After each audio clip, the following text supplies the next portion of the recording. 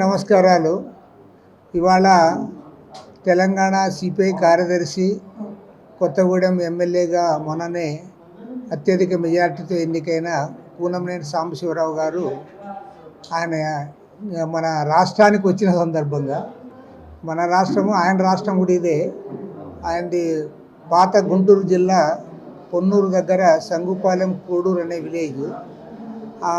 నిన్న ఆ విలేజ్లో కూడా చాలా ఘనంగా పౌర సన్మానం జరిగింది. అక్కడ పౌర సన్మానం అనంతరం ఇవాళ మన విజయవాడకు రావడం జరిగింది, హైదరాబాదుకు పోతూ. ఈ సందర్భంగా ఆయన్ని ఆహ్వానించడం జరిగింది. మరి ఈ సందర్భంగా ప్రత్యేకించి 2 విషయాలు మాత్రమే అనౌన్స్ చేస్తాము. ఒకటేమంటే, ఇవాళ ఎన్నికల కమిషన్ వారు ఫిబ్రవరి ఆఖరిలో ఎన్నికల షెడ్యూల్ విడుదల చేస్తూ ఉన్నామని చెప్పారు. ఏప్రిల్ 16వ తేదీ నాడు ఎన్నికలు నిర్వహిస్తామని కూడా టెంటేటివ్గా ఒక డేట్ కూడా వచ్చింది. కాబట్టి ఏమంటే, ఇవాళ దేశవ్యాప్తంగా అన్ని రాజకీయ పార్టీలు కూడా పూర్తి స్థాయిలో ఎన్నికలకు సన్నద్ధమవుతూ ఉన్నాయి. ఈ నేపథ్యంలో ఇవాళ 10 ఏళ్లుగా ఈ దేశాన్ని పరిపాలించిన భారతీయ జనతా పార్టీ ప్రభుత్వము, ప్రధాని నరేంద్ర మోడీ గారి నేతృత్వంలో వారు ఈ 10 ఏళ్లలో సాధించింది చెప్పుకోవడానికి ఏమీ లేదు. ఎందుకంటే 2019 ఎన్నికల కంటే ముందు 2014 ఎన్నికలప్పుడే మోడీ గారు, బీజేపీ వారు పెద్ద ఎత్తున ప్రచారం చేశారు. మౌలిక సమస్యల గురించి పదే మీటింగ్లో ఆ రోజు అడ్రస్ చేశారు. వారు మేము అధికారంలోకి వస్తే 100 రోజుల్లో ధరలన్నీ తగ్గిస్తామన్నారు. ఆ ధరల గురించి వాళ్ళు ఎవరు మాట్లాడమే లేదు, సమాధానం చెప్పేవాడే లేడు. తర్వాత సంవత్సరానికి 2 కోట్ల మందికి ఉద్యోగాలు ఇస్తామన్నారు. ఈ 10 ఏళ్ల కాలంలో 20 కోట్ల మందికి ఉద్యోగాలు ఇచ్చి ఉండాలి. ఆ రకంగా ఉద్యోగాలు ఇచ్చి ఉంటే ఇవాళ భారతదేశంలో నిరుద్యోగ సమస్య ఉండేది కాదు. అందరూ కూడా వారికి బ్రహ్మాండంగా ఇది ఉండేవారు. ఆ సమస్యను ఏమాత్రం కూడా వారు అడ్రస్ చేయలే. పేదరికాన్ని తగ్గిస్తామన్నారు. పేదరికం తగ్గకపోగా ఇవాళ అందరూ కూడా చెప్తా ఉన్నారు. ఇప్పుడు పేదల గురించి మాట్లాడేది వాళ్ళు మానేశారు. మాట్లాడేది మానేసి ఇప్పుడు ఏం చెప్తున్నారంటే, భారతదేశంలో 10 కోట్ల మంది ధనవంతులు ఉన్నారు, 100 మిలియన్ల మంది ఈ దేశంలో ధనవంతులు ఉన్నారని ప్రచారం చేసుకుంటూ ఉన్నారు. నిజంగా వారు చెప్పినట్లుగా 10 కోట్ల మంది ఈ దేశంలో ధనవంతులు ఉంటే అదంతా కలిస్తే కూడా దేశ జనాభాలో 7% మంది, మిగతా 93% మంది జనాభాను గురించి వారు మాట్లాడడం లేదు. అదేవిధంగా ఈరోజు ఖచ్చితంగా చెప్పగలం, దేశవ్యాప్తంగా 20 కోట్ల మంది కష్టంగా జీవిస్తున్న వాళ్ళు, అంటే దాదాపు 20% మంది, 28 కోట్ల జనాభా గురించి కూడా ఇవాళ ఏమాత్రం కూడా చర్చ చేయడంలే.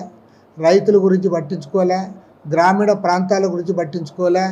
ఇవాళ రైతుల ఆదాయాన్ని 2022 నాటికి రెట్టింపు చేస్తామని చెప్పిన వారు దాని గురించి కూడా ఏమాత్రం మాట్లాడంలే. రైతులు అప్పుల పాలై ఆత్మహత్యలు కొనసాగుతూ ఉంటే కూడా దాని గురించి చర్చించే పాపాన ఈ ప్రభుత్వం పోవడంలే. కాబట్టి ఏమంటే, ఒక ఫెయిల్యూర్ ప్రైమ్ మినిస్టరు, అన్ని రంగాల్లో విఫలమైన ప్రధాని ఇవాళ ప్రభుత్వంలో ఏమి చెప్పుకోవడానికి లేక మొత్తం భారతదేశాన్ని యావత్తు ఈరోజు టోటల్గా మతం వైపు, మత ప్రచారం వైపు, రాముని వైపు, అయోధ్య వైపు మరలించడానికి ఒక దుష్ట పన్నాగం అయితే వారు పన్నారు. రాముడు అంటే భక్తి ఉన్నవాళ్ళు, లేదంటే అల్లా అంటే భక్తి ఉన్నవాళ్ళు, యేసుక్రీస్తు అంటే భక్తి ఉన్నవాళ్ళు, హనుమంతుడి మీద భక్తి ఉన్నవాళ్ళు, వాళ్ళందరూ కూడా ఏ భక్తి పర్వం ఉన్నా తప్పేం లేదు, దాన్ని ఎవరు కూడా కాదనరు. కానీ వాళ్ళు చెప్పుకోవడానికి ఏమీ లేనందువల్ల గత 10 ఏళ్ల కాలంలో తమ ఫెయిల్యూర్స్ని కప్పిపుచ్చుకోవడానికి మొత్తం ప్రజల్లో ఒక పక్కదారి పట్టించడానికి ఒక ప్రయత్నం జరుగుతూ ఉంది. ఏదేమైనా సరే రాబోయే ఎన్నికల్లో దేశవ్యాప్తంగా లౌకిక పార్టీలు, ప్రజాతంత్ర పార్టీలు ఒక ఏకోన్ముఖంగా ఒక కార్యాచరణ ప్రకటించుకొని ఇవాళ ఇండియా కూటమి ఆధ్వర్యంలో ముందుకు పోతా ఉన్నాం. అందులో భాగంగా రేపు ఎన్నికల్లో ఏ రకంగా ముందుకు సాగాలనే విషయమై మా పార్టీ జాతీయ కౌన్సిల్ సమావేశాలు ఫిబ్రవరి 2, 3, 4 తేదీల్లో మన తెలంగాణ పార్టీ కార్యదర్శి కూనంనేని సాంబశివరావు గారి నేతృత్వంలో హైదరాబాద్లో జరగబోతూ ఉన్నాయి. ఇది కూడా యాదృచ్ఛికమే. ఆయన ఇక్కడ రావడము, తర్వాత ఇప్పుడే ఆ తెలంగాణలో జాతీయ కౌన్సిల్ సమావేశాలు కూడా ఏర్పాటైనాయి. దీనికి జాతీయ స్థాయి నాయకులందరూ కూడా హాజరవుతూ ఉన్నారు. డి రాజా గారు, వినయ్ విశ్వం గారు, అదేవిధంగా నారాయణ గారు, అమర్జిత్ కౌర్ గారు, వారందరూ కూడా జాతీయ స్థాయి నాయకులు. 29 రాష్ట్రాలకు చెందిన పార్టీ నాయకులందరూ కూడా ఆ జాతీయ కౌన్సిల్ సమావేశంలో పాల్గొంటా ఉన్నారు. ఈ సందర్భంగా మన సాంబశివరావు గారు ఎమ్మెల్యేగా ఎన్నికైన తర్వాత, సెక్రటరీగా అయిన తర్వాత అంతకుముందే వచ్చారు.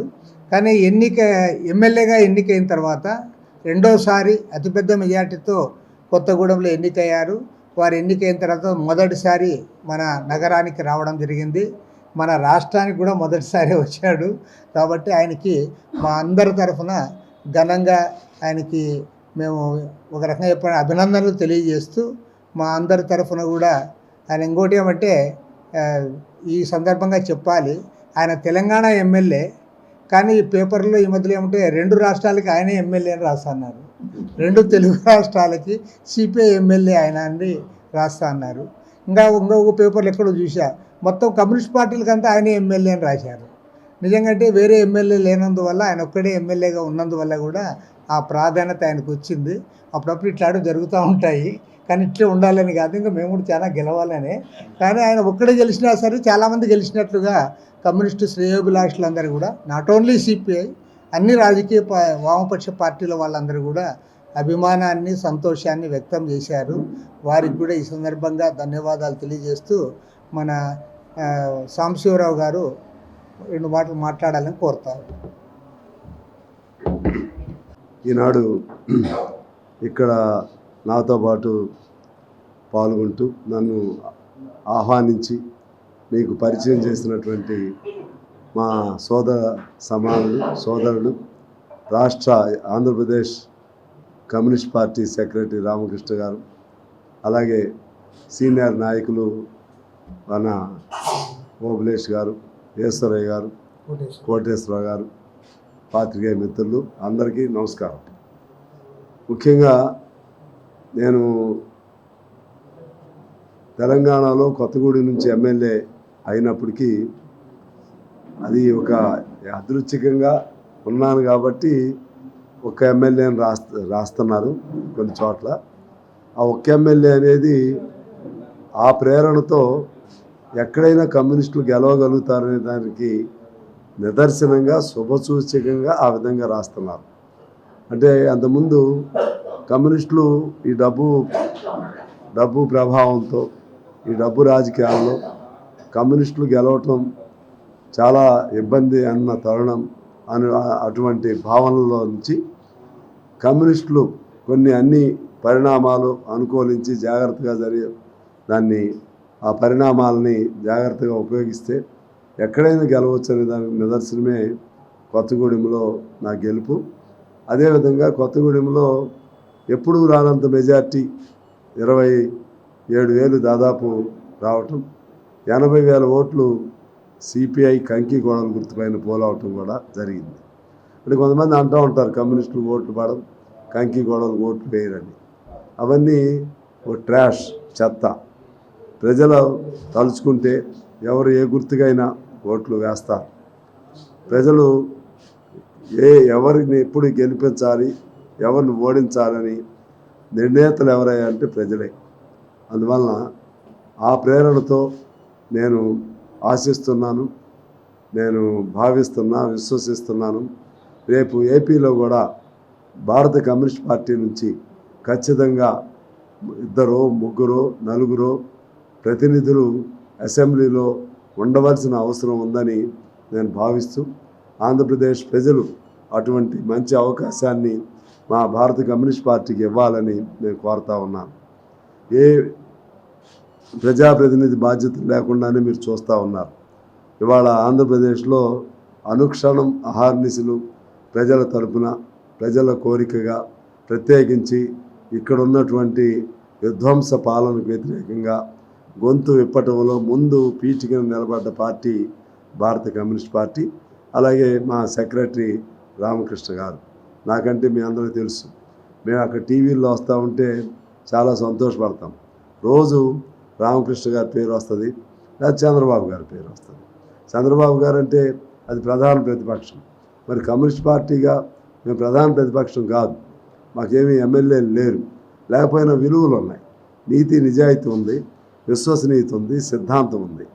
దాని ప్రకారంగా ప్రజలని కేంద్రంగా చేసుకుని ప్రజల కోసం రాజకీయాలు చేసే కమ్యూనిస్ట్ పార్టీ విధానాలకు అనుగుణంగా మా రామకృష్ణ గారు ఎప్పుడు ప్రతి నిమిషం స్పందిస్తూ ఉండటం, దానికి అనుగుణంగానే తెలంగాణలో రామకృష్ణ గారు వెరీ వెరీ పాపులర్ దాన్ సాంబశివరావు.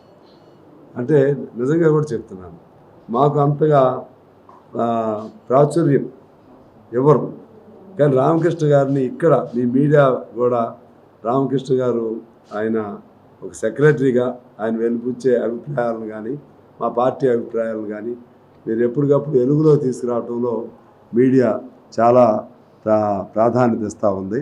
అందులో పేపర్లు కాదు కానీ టీవీలు అంటే అది ఎవరైనా చూస్తారు కదా, ఆ విధంగా టీవీల్లో రోజు రామకృష్ణ గారు అనుక్షణం, ప్రత్యేకించి ఆంధ్రప్రదేశ్లో ఇవాళ జరుగుతున్నటువంటి విధ్వంస రాజకీయాలు, అదేవిధంగా రాజధాని లేనటువంటి ఒక నిరాశ్రయులుగా ఆశ్రయం లేనటువంటి, ఆవాసం లేనటువంటి, నివాసం లేనటువంటి ఒక నిరుపేదలుగా మిగిలిపోయినటువంటి ఆంధ్రప్రదేశ్ ప్రజల తరపున అనుక్షణం మాట్లాడుతుంది కమ్యూనిస్ట్ పార్టీ మా సెక్రటరీ. ఇక్కడ మనం గమనంలో తీసుకోవాలి, రాజకీయాలంటే కొన్ని అంశాలు మనం పరిగణలో తీసుకోవాలి. 1 విలువలు, 2 విశ్వసనీయత, 3 వికాసం, 4 ఈ అభివృద్ధికి సంబంధించినటువంటి ఎటువంటి పోరాటాలైనా చేసేటువంటి ధైర్యం. ఇక్కడ ఏం జరుగుతుంది? విలువలు లేవు. విలువల లేమితో విలువలన్నీ దిగజారిపోయి ఏ నిమిషం ఏం జరుగుతుందో తెలియనటువంటి ఒక అరాచక పాలన ఇక్కడ ఉంది. 2వది విధ్వంసం అంటే వ్యవస్థలన్నింటినీ విధ్వంసం చేసినటువంటి అరాచక పాలన ఇక్కడ మనం చూస్తూ ఉన్నాం.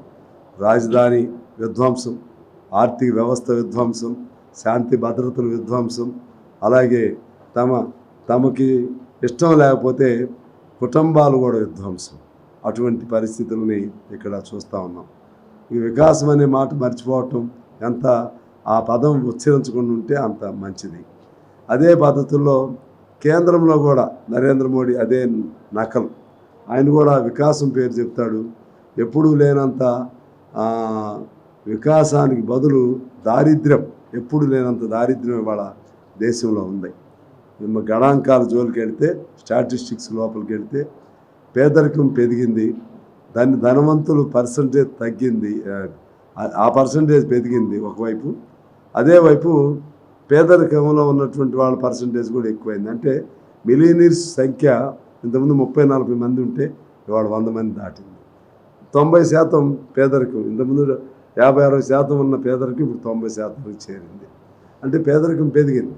అక్కడ కూడా విశ్వసనీయత లేదు, ఇక్కడ విశ్వసనీయత లేదు. ఒకటే గమనం మనకి, అక్కడ విశ్వసనీయత లేదనే దానికి అద్వానీ మనం తీసుకుంటే ఉదాహరణ. అద్వానీ ఇవాళ రామనామం పేరుతో రామ అనే మొదలైద్ది, మోడీ నామం మోగుతూ ఉంటుంది. రామ జపం అంటారు, మోడీ జపం మోగుతూ ఉంటుంది. అక్కడ రాముడు బొమ్మలు 1-2 ఉంటాయి, మొత్తం మోడీ బొమ్మలే అక్కడ ఉంటాయి. ఆ పరిస్థితుల్లో తను అసలు దానికి మూల కారణం, దాని మూలాలకి మూలాల్లో పాత్ర వహించిన అద్వానీ ఎటుపోయాడో తెలియదు. అది వాళ్ళు ఇచ్చేటువంటి విశ్వసనీయత. పదవి కోసం ఎటువంటి అరాచకాలకైనా పాల్పడేటువంటి వ్యక్తి ప్రధానమంత్రిగా ఉండటం భారతదేశానికి పట్టిన దుర్గతిగా మేము భావిస్తున్నాం. ఎందువల్లంటే ప్రధానమంత్రులుగా చేసిన గతంలో అనేక మంది చేశారు. వాళ్ళు విలువల కోసం, దేశం కోసం, దేశంలో ఉన్నటువంటి వికాసం కోసం అవసరమైతే పదవులు త్యజించేవాళ్ళు, అయితే ఇంకా దేనికైనా త్యాగాలు చేసేవాళ్ళు. ఈయన తన పదవి కోసం ఎటువంటి అరాచకాలైనా, ఎటువంటి వినాశకర పద్ధతులకైనా పాల్పడతాడు ఆయన.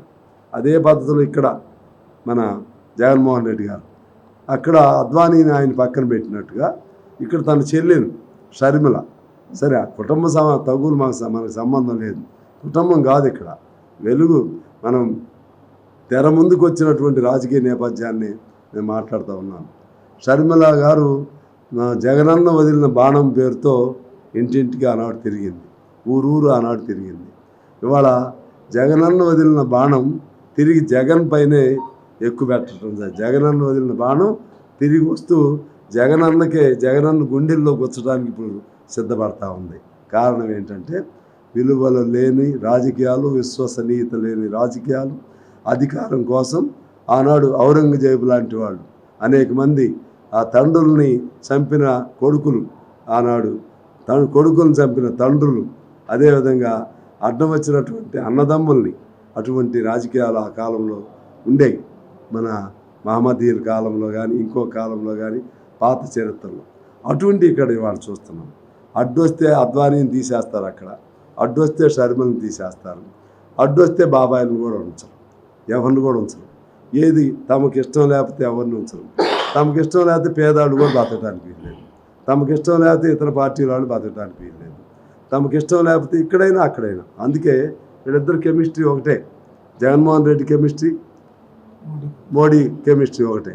అంటే ఇవాళ జగన్మోహన్ రెడ్డికి వేసే ప్రతి ఓటు కూడా ఆటోమేటిక్గా మోడీకి వేస్తున్నట్టు. అందుకని ఆయన హ్యాపీగా ఉన్నాడు. ఆంధ్రప్రదేశ్లో జగన్మోహన్ రెడ్డి అంత బలంగా ఉంటే అంత సంతోషంగా ఆయన ఉన్నాడు. అక్కడే మా దగ్గర తెలంగాణలో కూడా కేసీఆర్ అంత బలంగా ఉంటే ఆయనకు అంత బాగుంటుంది అనుకున్నాడు. ఇది రివర్స్ అయింది. ఇక్కడ నేను మనవి చేస్తాను ఇదే సందర్భంలో, కమ్యూనిస్టులు ఇవాళ తెలుగుదేశం చంద్రబాబు గారు అనుక్షణం భయంగా ఉంటున్నట్టుగా మాకు అర్థమవుతుంది. అంత భయం ఉండాల్సిన అవసరం లేదు. అంత అంటే భయం అంటే మోడీ మీద ప్రేమతో కాదు, మోడీ జగన్మోహన్లు కలిసి ఏం ఇబ్బందులు పెడతారనే ఫీలింగ్ ఉన్నట్టుగా మాకు అర్థమవుతుంది. ఎలక్షన్ నడపనీరేమో అని, ఎలక్షన్ మేనేజ్మెంటు జరగదేమోనని భయం ఉన్నట్టుగా అర్థమవుతుంది. నువ్వు భయపడ్డా జరిగేది అదే, భయపడకపోయినా జరిగేది అదే. నీకు ఎట్టి పరిస్థితుల్లో జగన్మోహన్ రెడ్డి కంటే ప్రేమ చంద్రబాబు మీద మోడీకి ఎందుకు ఉంటుంది? ఎట్టి పరిస్థితుల్లో ఉండదు. అది ఆల్రెడీ అది అగ్రీడ్ అండర్స్టాండ్, వాళ్ళిద్దరి మధ్య జరిగినటువంటిది, అందరికీ ఒప్పందంతో కూడిన అవగాహన అది. అందువలన ఈయన చంద్రబాబు గారు మంచి నిర్ణయం చేయాలి. ఆంధ్రప్రదేశ్ బతకాలంటే ఇవాళ చంద్రబాబు ఒక్కడే ప్రత్యామ్నాయం కనపడుతున్నాడు. ఆంధ్రప్రదేశ్ విధ్వంసమైనటువంటి మరలా ఈ ఆంధ్రప్రదేశ్ మరలా తిరిగి వికాసం వైపు నడవాలంటే, అభివృద్ధి వైపు నడవాలంటే ఇవాళ మనకున్న ప్రత్యామ్నాయం మేము లేము, కమ్యూనిస్టులుగా మేము లేము, సిపిఐగా ప్రత్యామ్నాయం కాదు. కానీ ప్రజల గొంతును వినిపించడంలో సిపిఐ ముందు ఉంటుంది. కానీ నీవు ప్రతిపక్షంలో ప్రధాన ప్రతిపక్షం ఇలా ఊగిసలాటగా వెనక ముందు ఆడుతూ ఉంటే నీకు నష్టం జరిగిద్ది. ప్రజలు అంతా చూస్తూ ఉంటారు. నువ్వైతే ఏంటి, జగన్మోహన్ రెడ్డి అయితే ఏంటి అనే భావన రాకూడదు. ఎవరైతే మాకేంటి ఎందుకంటే అంతిమంగా అక్కడ చూస్తున్నారు, కేంద్రంలో చూస్తున్నారు, కేంద్రంలో అంటగాగుతున్నాడు జగన్మోహన్ రెడ్డి. నువ్వు కూడా బీజేపీని అంటగాగావు అనుకో, ఇవాళ ఒక జగన్మోహన్ రెడ్డి మీద కోపం కాదు తెలుగు ప్రజలకి, కేసీఆర్ మీదే కాదు, వీళ్ళిద్దరి మీద ఎంత కోపం ఉందో మోడీ పైన అంత కోపం ఉంది. ఎందుకంటే తెలుగు రాష్ట్రాలు చేసింది ఏం లేదు. జగన్మోహన్ రెడ్డి లాగానే చంద్రబాబు గారు కూడా వెళితే ఇంకెవరు ప్రత్యామ్నాయం. అందువల్ల ప్రజలకు ఛాయిస్ ఉండదు. ఈ స్థితిలో మేము తెలుగుదేశం వారిని కూడా వారికి విజ్ఞప్తి చేస్తున్నాం. ఓకే, పవన్ కళ్యాణ్ ఉన్నాడు, కలుపుకుంటే మంచిదే, ఇద్దరు ఉండాలి. పవన్ కళ్యాణ్ ఏమో సరే అంత ప్రత్యామ్నాయమైనటువంటి పార్టీగా కాదు, కాకపోతే సందర్భోచితంగా మంచిగా సమస్యలపైన స్పందించే గుణం ఉంది. కానీ మోడీ దగ్గరికి వచ్చేసరికి ఎందుకు మెత్తపడుతున్నాడో మాకు అర్థం కావట్లేదు. ఈయనేమి చేసిన కుంభకోణాలు ఏమి లేవు, ఈయన చేసిన తప్పులు ఏమి లేవు, పవన్ కళ్యాణ్ చేసినవి ఏమి లేవు. మరి ఎందుకని మోడీ చేస్తున్నాడు తెలియదు. కానీ పవన్ కళ్యాణ్ కూడా మంచి ఆలోచన చేసి రాజకీయాలే వ్యక్తిగత సంబంధాలు ఉండాలి. మోడీకి వాళ్ళకు ఉన్న వ్యక్తిగత సంబంధాలు పక్కన పెట్టి ఆంధ్రప్రదేశ్ ప్రజల కోసం నిజంగా చిత్తశుద్ధితో ఆలోచన చేస్తే పవన్ కళ్యాణ్ చంద్రబాబులు ఇద్దరు కలిసి కమ్యూనిస్టులు కూడా కలుపుకుని సిపిఎంను కూడా కలుపుకుని అందరూ కలిస్తే రేపు జగన్మోహన్ రెడ్డి ఓడిపోవటం తథ్యం. ప్రత్యామ్నాయంగా తెలుగుదేశం, కమ్యూనిస్టులు, పవన్ కళ్యాణ్ కూటమి అధికారంలోకి రావటం అది నిశ్చయం అని చెప్పి నేను భావిస్తూ మరొకసారి నా ప్రస్తావన వాస్తవంగా ఇక్కడే చంద్రం బిల్డింగ్ ఉంటుంది. మొదట్లో 4 నెలలు 5 నెలల్లో మా గురువు గారు రాఘవాచార్య గారి శిక్షణతో విశాలాంధ్రలో ఆనాడు ఇక్కడే శిక్షణ తీసుకోవటం, ఆ తర్వాత హైదరాబాద్ పోవటం జరిగింది. ఏదేమైనా నేను ఇప్పుడు తెలంగాణలో ఉన్నటువంటి కమ్యూనిస్ట్ పార్టీ సెక్రటరీగా నాయకుడిగా ఉన్నా. ఇక్కడ పుట్టింది ఈ ప్రాంతంలో, పుట్టింది సంగుపాలెం కోడూరు. మా జిల్లా, మా పుట్టిన జిల్లా గుంటూరు జిల్లా, ఇప్పుడు బాపట్ల జిల్లా. అదేవిధంగా విజయవాడ అంటే కూడా నాకు చాలా ఇష్టం. ఎందుకనంటే నేను చూసిన నాయకులందరూ ఇక్కడే. నా చంద్ర నాగేశ్వరరావు గారు అంటే ఆయన ఇప్పటికీ నాకు ఆరాధ్యం. అదేవిధంగా మా టి వెంకటేశ్వరరావు గారు, మా జనరల్ మేనేజర్, మేయర్ అయ్యాడు. మా రాఘవాచారి గారు అక్కడ పుట్టి ఇక్కడ ఆయన లబ్ధ ప్రతిష్ఠలు అయ్యారు. అదే మా ఒల్లూరి గంగాధరరావు గారు, ఇంకా అనేక మంది, అనే దాసరి గారు, వాళ్ళందరం చూస్తూ నేను పెరిగిన వాడిని. ఆ విధంగా నాకు ఈ ప్రాంతం అంటే చాలా ఇష్టం. అప్పుడు ఉద్యమం కాలంలో కూడా నేను ఒకటే మాట చెప్పాను, నేను ఇక్కడ పుట్టానని వాళ్ళకి తెలవదు, కానీ నేనే చెప్పాను, నేను పుట్టింది పలానూరు, మా జిల్లా గుంటూరు జిల్లా, నేను ఇప్పుడు తెలంగాణ ఉద్యమంలో పాల్గొంటున్నా. కారణం ఏంటంటే పాలనాపరమైన విభజన కావాలి తప్పితే నా ప్రజల మధ్య మానసిక విభజన కాదు అని చెప్పి అప్పుడు గొంతెత్తి మాట్లాడటం కూడా జరిగింది. అందువలన ఈ ప్రాంతం బాగుండాలని, ఈ ఆంధ్రప్రదేశ్ బాగుండాలని, ఈ ప్రజలు బాగుండాలని, అమరావతి రాజధాని కావాలని, రాజధాని అవటం ద్వారా ఈ భారతదేశంలో ఉన్నటువంటి పెద్ద నగరాల్లో ఇది కూడా గొప్ప నగరం అవుతుంది. ఒక్క మాట చెప్పి క్లోజ్ చేస్తాను. ఒకసారి టోపోగ్రాఫికల్గా చూస్తే విజయవాడ, గుంటూరు కలిస్తే ఒక పెద్ద నగరం. రాజధాని కేంద్రం విజయవాడ, గుంటూరులో ఉన్నప్పటికీ అమరావతిలో ఈ రెండు కలిస్తే ఇది ఒక పెద్ద కేంద్రం. ఎటు చూసినా 60-70 కిలోమీటర్లుగా చూస్తే ఒకవైపు ఏలూరు వెళ్ళే దారిలో అన్ని పట్టణాలన్నీ కలుపుకోవాలి, ఇంకోవైపు బందరు, అటు ఉన్న పట్టణాలన్నీ కలుపుకుంటే, ఇంకోవైపు గుంటూరు నుంచి నర్సరావుపేట, చిలకలూరుపేట ఆ పట్టణాలన్నీ, మరోవైపు పొన్నూరు, బాపట్ల అవన్నీ కలుపుకుంటే, ఇట్లా చుట్టూ ఉన్న పట్టణాలు దాదాపు ఒక 100 కిలోమీటర్ల లోపు అనేక పట్టణాలు ఉన్నాయి. వీటన్నిటిని కలిపి ఒక గ్రేటర్ రాజధాని చేసుకుంటే గొప్ప భవిష్యత్తు ఆంధ్రప్రదేశ్కు ఉంటుంది. సాఫ్ట్వేర్ రంగం ఇక్కడ మరింత విస్తరించబడుతుంది. అన్ని రకాలుగా త్వరితగతిన ఆంధ్రప్రదేశ్ ప్రజలు మిగిలిన రాష్ట్రాలతో పోటాపోటీగా ఉండే అవకాశం ఉంటుందని తెలియజేస్తూ, నాకు ఈ అవకాశం ఇచ్చిన మా ఆంధ్రప్రదేశ్ సిపిఐ పార్టీకు, అలాగే మా మిత్రులు రామకృష్ణ గారికి, ఇతర పెద్దలకు, మీ పాత్రికేయ మిత్రులందరికీ హృదయపూర్వక నమస్కారాలతో సెలవు తీసుకున్నాను.